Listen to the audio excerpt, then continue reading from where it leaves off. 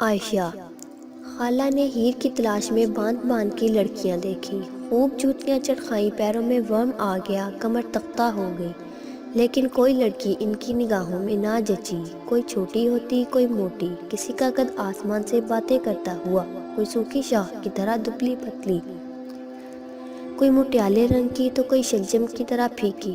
گلی محلہ، آس پڑوس، خاندان بھر کی سب لڑکیاں دیکھ بھال لی، لیکن کوئی ان کے نبیل کے ساتھ نہ جچی۔ ان کا نبیل تھا بھی تو لاکھوں میں ایک، سمارٹ، خوش شکل، اعلیٰ تعلیم یافتہ، بس ذرا غیر مستقبل مزاج تھا۔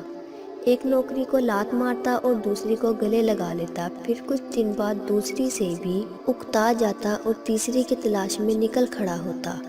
وہ اپنے سونے گبرو جوان کے لیے چاند کا ٹکڑا لانا چاہتی تھی، اور پھر یہ چاند انہیں انیلا کی صورت میں مل گیا۔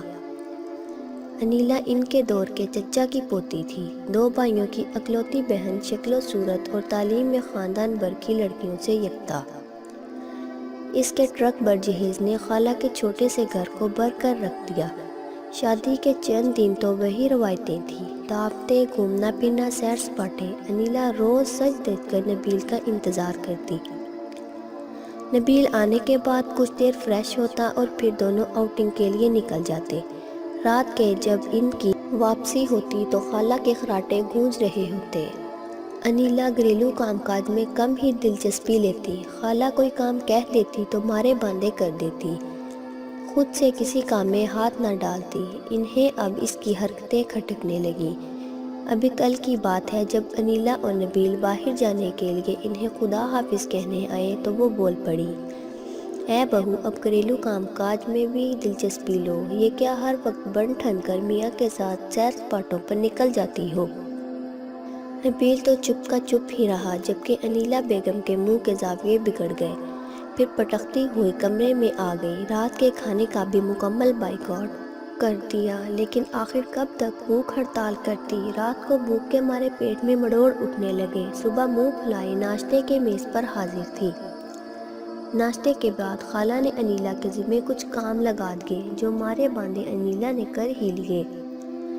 دوپہر کو ایسی گہری نیند سوئی کہ خالہ کمرے کا دروازہ کھٹکھٹا کر تھک گئی۔ رات کو نبیل کے آنے پر ہی دروازہ کھلا۔ کچھ دنوں تک تو خالہ نے انیلا کی حرکتیں برداشت کی، پھر ان کے صبر کا پیمانہ لبریز ہو گیا۔ انہوں نے انیلا کو کام چوری اور کاہلی کے طعنے دینے شروع کر دیے۔ انیلا بیگم کے سر پر لگی، پیروں پر بجھی۔ اب انہوں نے خالہ کو بھی دو بدو جواب دینا شروع کر دیے۔ اب خالہ کے چھوٹے سے فلیٹ میں وہ مارکا آرائی ہوتی، آس پڑوس کے لوگ بھی ان لڑائیوں میں دلچسپی لینے لگے۔ دائیں طرف والی شبنم تو باقاعدہ لڑائیوں کا انتظار کرتی، جس دن لڑائی نہ ہوتی وہ تانک جھانک میں لگ جاتی کہ خیر تو ہے، ساس بہو کی طبیعت تو ٹھیک ہے۔ اس ساری صورتحال میں نبیل کی حیثیت ایک کٹ پتلی جیسی تھی، جس کی ڈوری کبھی ماں کے ہاتھ میں ہوتی تو کبھی بیوی کے ہاتھ میں چلی جاتی۔ ایک دن خالہ اور انیلا کے درمیان وہ مارکا آرائی ہوئی کہ ساتھ والی شبنم کا بھی دل دہل گیا۔ انیلا نے اپنا بوریا بستر سمیٹا اور رکشہ کر کے میکے روانہ ہو گئی۔ قسمت کے کھیل بڑے عجیب و غریب ہوتے ہیں، انسان سوچتا کیا ہے اور ہو کیا جاتا ہے۔